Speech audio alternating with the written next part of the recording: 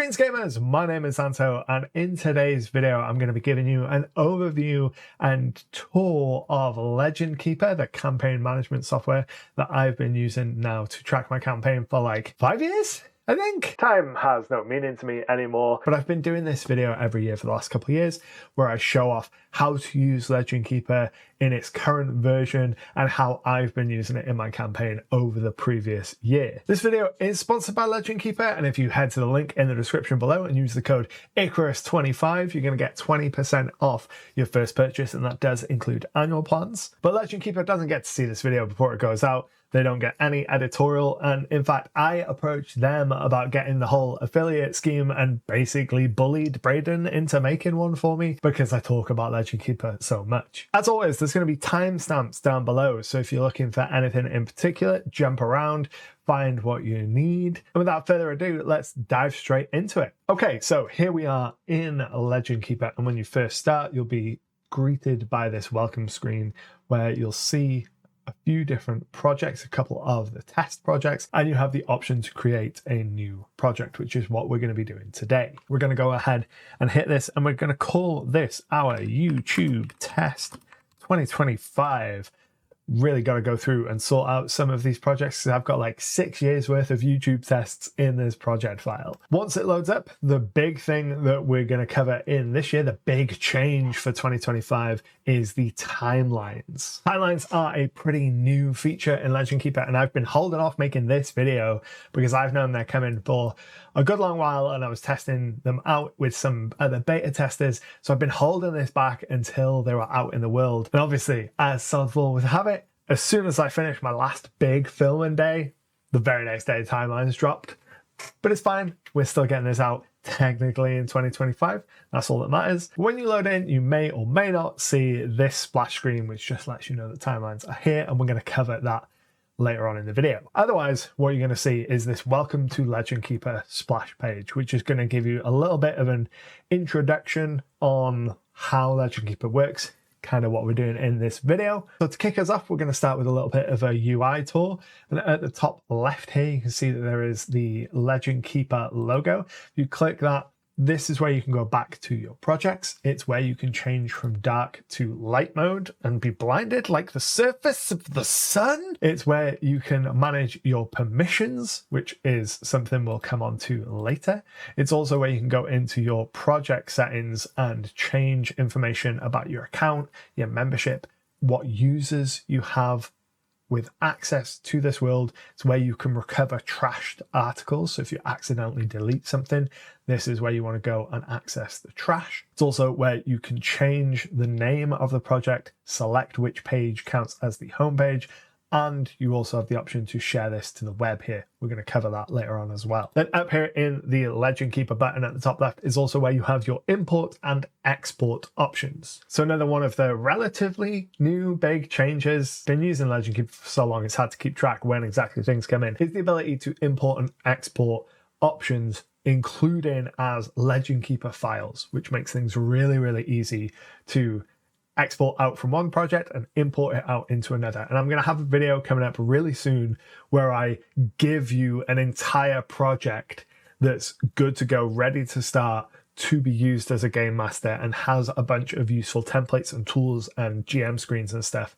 So if you're not already subscribed, make sure to hit the subscribe button down below to catch that when it comes out. Then heading along the top bar, we have the name of our project. We have the option to toggle whether or not you can see the sidebar, and you can do that with both sidebars depending on the page you're looking at. We have browser buttons to go back and forth, the home button, which will take you to your designated home page, and then the page that you're on. And then over on the right here, you've got a share button. We'll come back to sharing features in a little while. Then the main bulk of Legendkeeper is taken up by the wiki. So on the left-hand side, you've got your kind of page browser, your compendium. At the top, you've got the ability to filter by tags. Tags are an incredibly powerful tool. Every article can be given any number of tags. Then up in this filter section, you can filter them. So you can filter by guides, and it will show you all of the guides. You can filter by events, and it will show you the events. And the really powerful element of tags is with this filtering tool, you can select multiple. So let's say you had an NPC in the city of Visoka who was a human man. You could put those 4 things as tags. And then if you're like, oh, I know that there's an NPC that they've met that's a human man in this city, but I can't remember what his name is, you could filter out those tags and it would give you a list of all the human men that you have in that specific region in your world. And it's such an incredibly powerful tool. Then down at the bottom of the left-hand sidebar here, you've got the search page. This has been recently expanded so that the search tools are much more robust and will find a lot more things and aren't quite as stringent, so they're a lot more useful. Obviously, in our test page, we don't have a lot here, so there's not a lot to search, but the search feature is super useful once you start getting reams and reams of pages. And we've got 2 buttons down at the bottom. One is the option to create a page, which will just instantly create a page, and then you can specify what kind of page you want that to be. We'll cover that in a moment. And then we have the asset browser. So this brings up a browser where you can upload all kinds of images that you can then use in your projects. And you can also add folders so you can help neatly organize things, which makes things much easier as well. Then you also have some sorting features up here as well. So you can sort by the kind of image, the name or the date, and then you can filter in by name as well. Then the main body of the wiki, this is where you're going to be doing most of your work, and it is where you create your pages. So you've got 4 different kinds of pages within Legendkeeper. The first is your main wiki style page. This is for all of your text and your tables. This is the kind of page that you would expect from a campaign manager. So if we go ahead and add a wiki page, this is just where you can type in all of your text, and then you can also do a bunch of commands using the slash key. So if you type slash, immediately you'll see this drop down of loads of different options that you have to be able to insert different things. So straight away you have the help menu. If you go ahead and click that, it gives you a list of all the different commands that you can use. If you've ever used Notion, a lot of these commands are very similar or exactly the same as Notion because it's a very similar code base, or at least it was initially. But this will give you everything that you need to know about using the slash editor and commands. So you get a bunch of options here for adding things to your page. Some of the most common that you're going to do are images, so inserting images into your page, and then also information. So if we go ahead and slash, we get callouts, and then you can click on these little context menus here and change what type of callout they are. So it changes the color, adds a little bit more kind of visual distinction on the page, makes it easier to understand what you're looking at. But then you also have a ton of other options: bullet lists, tables, layouts, which will allow you to do more wiki style things where you can put an image on off to the one side and have the image flowing around it and things like that. You can also change what type of layout you have. So 2-column and offset and 3-column and offset. You can add secrets to your pages. These are things that you as an admin will be able to see, but no one else can see. So if you invite someone to be able to see this world as a user, unless they've got the right permissions, anything that's in a secret block, they won't be able to see. Super useful if you're running this as like a public facing wiki for your players or for a wider community. The next kind of page type is a map, and this is an image that you can upload. So if we go ahead and add image, and we'll just go into the maps to get you started page, which has a bunch of ready to use maps. And this will load you up with a version of the map that you can scroll around on, you can move around it, you can zoom right in, and then you can start adding pins to this map. And that is where I think that Legendkeeper really shines, is map forward campaign management. So if you're running a game in a region that has a map and you're doing a lot of moving around, being able to place pins is really useful for that. So as a quick example of how map forward campaign management looks, we'll jump into a version of my current world, the Jewel Cities of Talavar, and you can see the sheer nonsense that I've got going on. There are hundreds of pins on this iteration of the map, and if we scroll into any of them, let's go into one that might actually have some information and click on it, you can see that it will open a sidebar and give us information about that, and we can nest these pins infinitely. So this particular location has a main page with some information about the location, and it has a map of that location.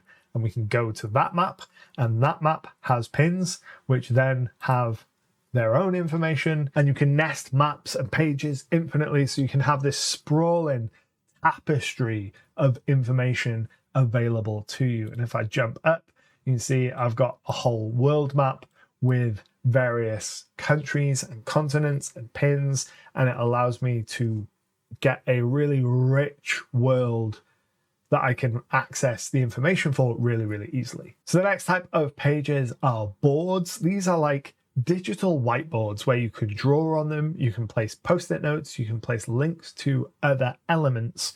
And the best way that I have found to use these is as a DM screen. So if we jump into my current project page here, you can see that this is the DM screen for my weekly game, and it is separated out into 3 distinct sections, one that I'll use predominantly in combat, one predominantly in downtime, and then one that is just like GM focused stuff.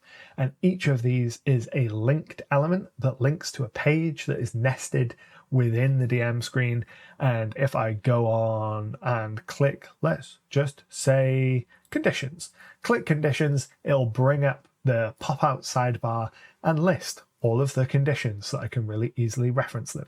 Or if the players are in the middle of an adventure and they say they want to know how they can kick down a door, I can click on object hardness and I can see the AC and the HP of different materials to tell them whether or not they're going to be able to kick down a door. Similarly, if I want to quickly be able to throw a monster together, I've got a quick monster builder in here that has the basic stats for monsters for me to be able to pull from. I also have a load of different name generators, so orcs and humans, dragonborn and dwarves. I have the encounter building rules from 2024, so I can build my encounters really easily, and I've just got everything I need at my fingertips, all on this interactive board. Another way that you can use this is I use it for like political maps. So here is my political map of the dual cities, and you can see that I've got a bunch of different pages for the different regions of the dual cities, and then a bunch of lines of different colors to denote whether or not they're friendly or hostile, or what the relationship between all of these different regions are. So that's the kind of stuff that boards are really useful for, that visualizing of information. And then the last kind of page that we'll come to is timelines. These are the newest and shiniest versions of the pages in Legendkeeper. So when you go ahead and create a timeline, this is going to allow you to plot information and events across a span of time. And the first thing that you're going to want to do when you create your timeline is start by creating your calendar. To do this, you want to go over to the time system button, and it will bring up this menu, which will show you all the information about your timeline. And you've got a couple of pre-existing timelines that you can bring in: Gregorian, Eberron, Greyhawk, for example, or you can create your own. You just click on this little button here, and it will allow you to add a system, give it a name. So we'd call ours the Calendar of Ishtar, and then close that out and switch to it. And from there, we would go in and we would define our months, our weeks, our days, and then define our eras. So in our months, it starts off as a Gregorian calendar. So we could go in, rename those months, change the length of them to fit what we needed to, and then go down into the weeks. And I'll show you how I've done that in my actual timeline. So here is the timeline of Ishtar. It follows a broadly Earth-like structure. So 60 minutes in an hour, 24 hours in a day, and 364 days in a year rather than 365, because that allows us to have 13 28-day months. So if I click on the months tab, you can see that we've got the 13 months, each of 28 days. And then in our week, we've got the 7 custom named days.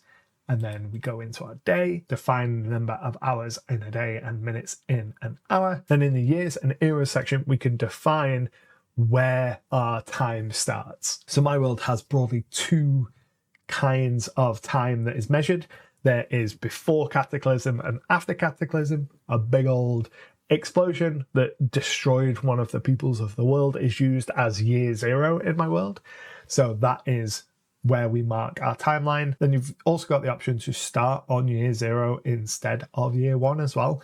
And you may want to click that on depending on how you want your calendar to fall. Then you've got an option to select and add a moon to add in a lunar cycle. This is new because this was not here when timelines was first introduced, hence why I have not done it. So we're going to do it right now. So we add as many moons as we want, but my world only has one. It is called Alaria. And then the length is the length of the lunar cycle in minutes.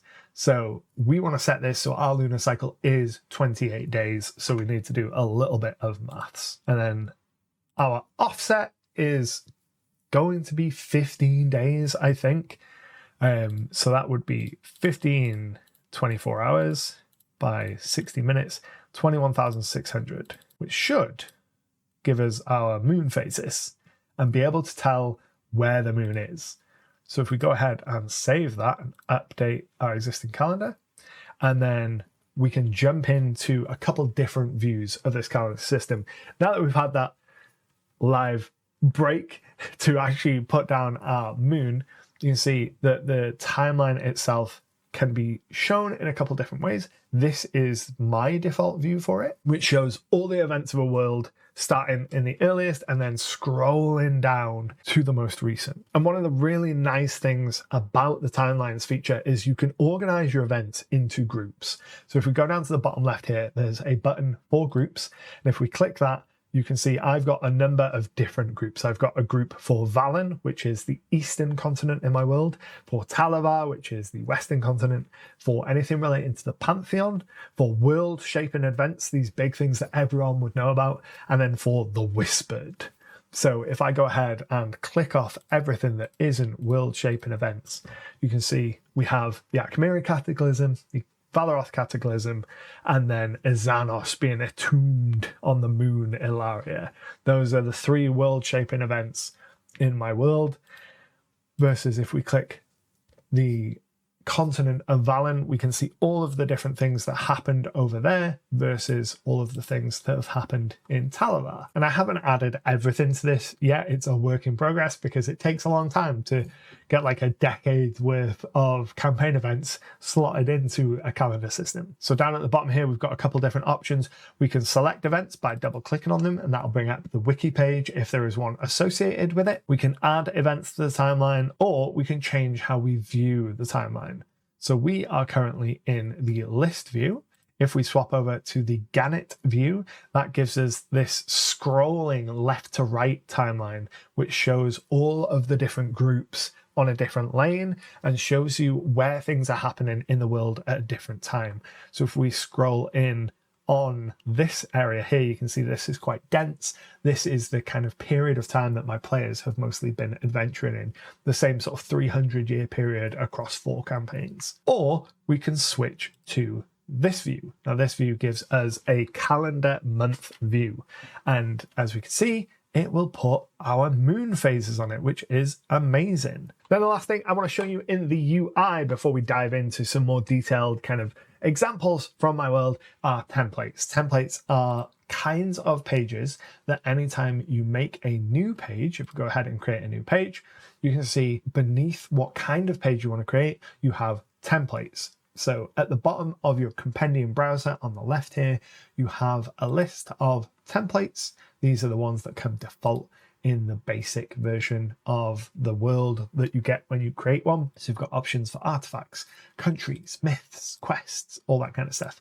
And when you create a new page, you have the option to use templates. So let's say we were creating a new page based on an artifact. We'd click that in and we'd get this pre-populated template, which gives us some text. It gives us tags on the right hand side. Remember how I said earlier that tags are incredibly powerful. Using templates and adding those tags into the templates is a really good way to cut down on some of that work as you go in. Gives us options for adding images in the sidebar, and we'll cover the sidebar in a second, and gives us different tabs in our pages. So for every page you make in Legendkeeper, you can add a map, board, timeline, or wiki style page to it. So every wiki entry, every article that you add can contain any number of those types of pages. So you get a lot of flexibility in how you want to create. But the last thing we'll do before we dive into looking at some examples is just look at this right-hand sidebar. This comes up whenever you have a page, and there's a ton of stuff that you can do. It's got a little add block button at the bottom, and you can see there's a ton of different options for blocks. You've got images, a Spotify link to be able to play music, a YouTube link to play videos, and then text fields, tags, aliases, which is where you can set a different name for your article. So let's say you've got an NPC called Bob. You can also set an alias as the destroyer of worlds, and then anytime that you're using the at functionality to link articles together, you can at destroyer of worlds and it will link to your Bob article. The backlinks element will just link all the articles that link this article in a list. Really useful for understanding the relationship between articles. Link block will allow you to link other things. And then the subpage index and tag index will show you the list of tags and list of subpages that are beneath this one for easy clicking. Okay then, so next thing that I want to do is I want to walk you through my in progress current world and show you how I put Legendkeeper to use. I think it's all well and good being like, here's how to use it, here's what the buttons do, but you don't get a sense of how useful and powerful this software is until you see it in action. So let's dive into my world of Ishtar and I'll show you how I'm currently using it. So here we have the current version of the map for my dual cities of Talabar. This was built during a number of live streams over the course of maybe 12 months, and it's gone through a lot of refinements. The map itself was built using Incarnate, and then all of the pins and stuff are placed here in Legendkeeper. You can see this version of the map has far fewer pins than the one I showed earlier in the video. That's because over time I have consolidated a lot of those pins down. So whereas I used to put a pin for every potential random encounter, now I have kind of consolidated that into a random encounter generator for each region that I will use instead of having so many pins, because it got to the point I had like closing in on 700 pins on the map. It got to the point where I was overwhelmed every time I opened it up. It makes for great YouTube thumbnails to be able to be like 600 plus pins on my map, but it got to the point where it was starting to overwhelm me, so I had to really pare it back. And what I want to do is I want to showcase how I use these pins first of all. So we've jumped over into my GM Bible version of this, and this is what I'm going to show off in a couple of weeks. Again, get subscribed to see that video when it comes out, just so I can show you how I use pins and color coordinate them to make looking at my map much less overwhelming. Because when we look at this version of the map, there's a lot of pins. If you don't understand what's going on, it can be, even with this many pins compared to the hundreds and hundreds more that I used to have, it can be quite overwhelming. So color coordinating and understanding what the different pin types mean goes a long way into reducing that sense of being overwhelmed and being able to really quickly find the information that you're looking for on the page. So I break my pins down into a couple of different types. The highest level are these black banner pins, and they are used to represent nations or regions of the world. So if we jump back into the main version, you can see that there's one for each of the different nations of the dual cities, which has multiple different countries in it, and those will have all of the information for that particular nation. So it'll have secrets and histories and information on all of the ecology and the religion and things like that of all the different peoples in that region. Next, we have the purple banners. These are for cities. I like to make a distinction between cities and smaller settlements, because cities tend to have more access to spellcasting, more access to magic, more opportunities for adventure and that kind of thing. Then we have the golden round pins, and these are used for smaller locations, so smaller settlements, villages, towns, hamlets, all of that kind of thing. Then there are the pink round pins, and these are used to mark points of interest which aren't cities or settlements. So this might be a fortress, it might be a wizard's tower, it might be a scarred battlefield that's a specific fixed point on the map. Then we have a generic location pin. So when I am making a new city, especially, I know that I want to populate it with lots of different places where the players could go, but I don't necessarily want to spend a huge amount of time on those. So when I open the map, I might want to pull in a butcher, a baker, a candlestick maker, a magic item seller, a wheelwright, a fletcher, an innkeeper, 7 different taverns, just so the map feels alive when I look at it. And when they say, oh, where can we go and what can we do? I can be like, well, here are the kinds of places that are in this city. And I can immediately get a sense of what type of location this is by populating it with generic markers. And that's another type of pin that I use. Then we have my pins for magic items. These are green sort of chest shaped items. And this just marks anywhere on the map there is a fixed magic item location. So I like to sprinkle high level magic items as quests throughout the map and go, right, in a cave in this mountain, there is this set of armor, and treat it very much like a side quest in a video game style thing. And I will mark those on the map with these green icons. Similarly, for monsters, they use this red shield icon with a skull on it. That's for any fixed monster locations. So I have some monster lairs throughout the world, like dragons, hordes, and caves that contain different monsters.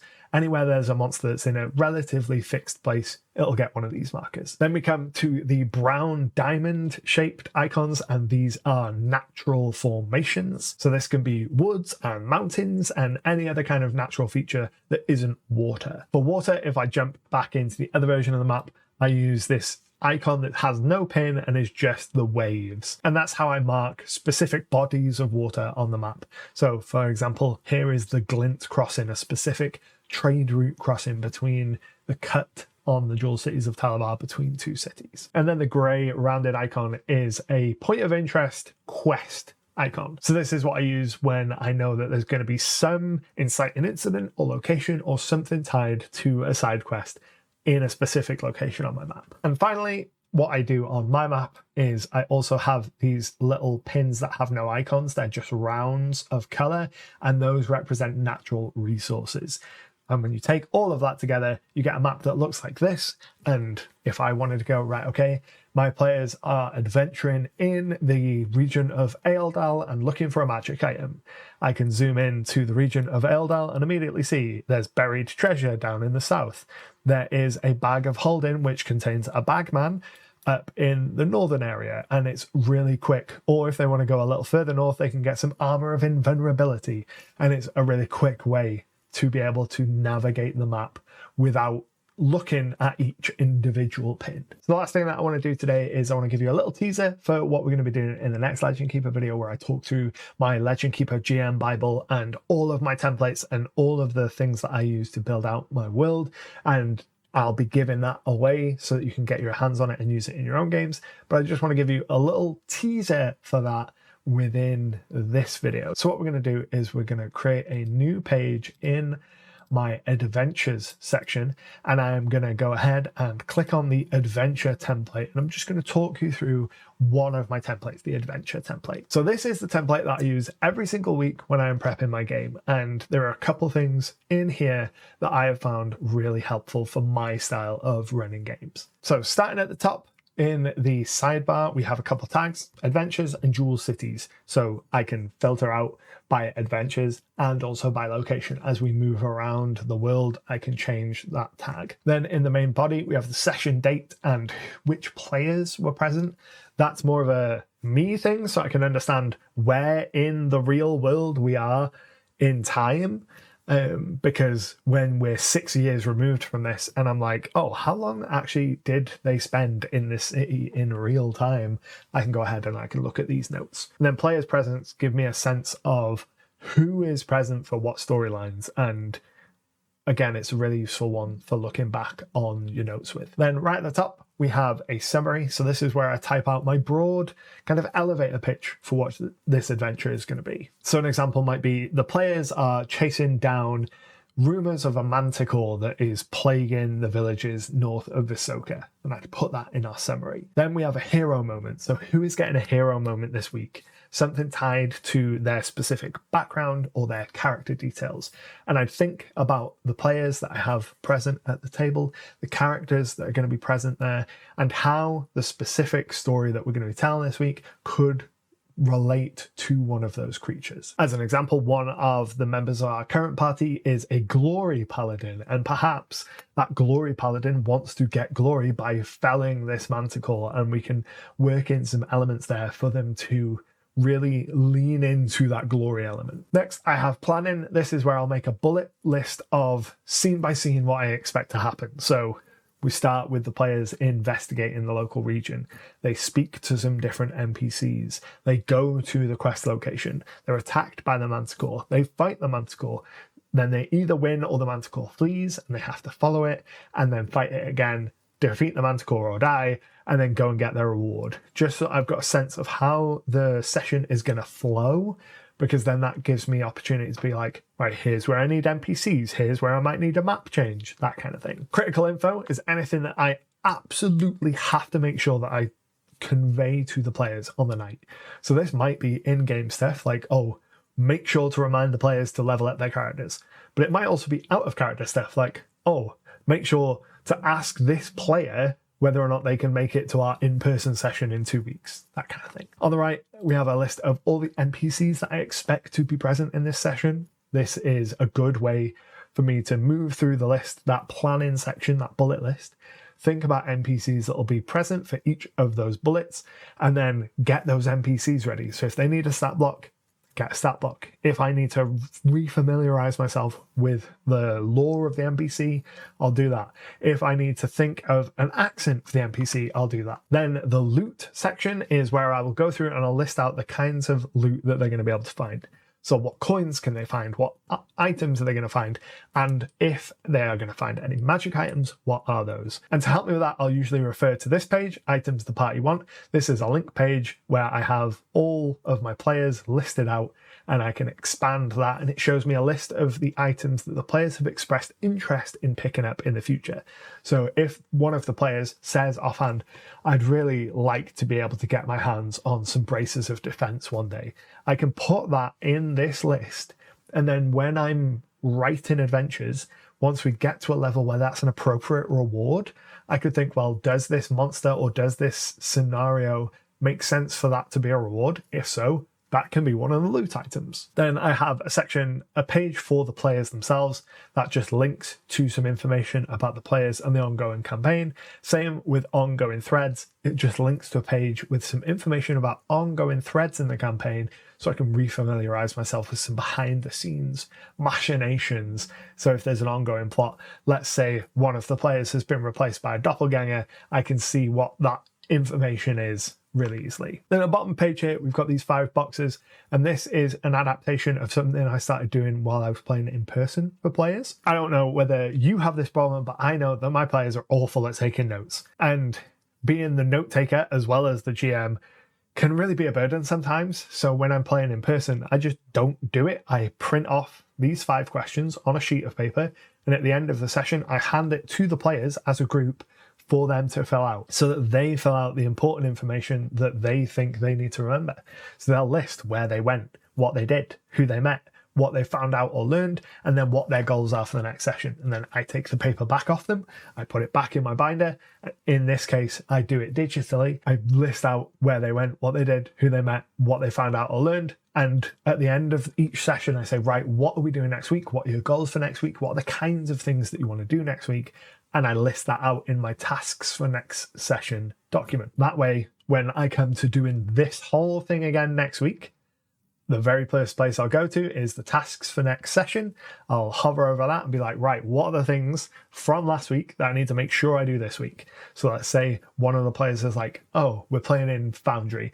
One of the macros for one of my items just isn't working. And I say, right, I'll have a look into that and see if we can sort it by next week. I'll make a note of that here. And then when I'm doing my prep, I'll look at that and be like, oh, I need to go and fix this thing, because I have no object permanence in my mind when it comes to the end of the session. We finish the session and I crash.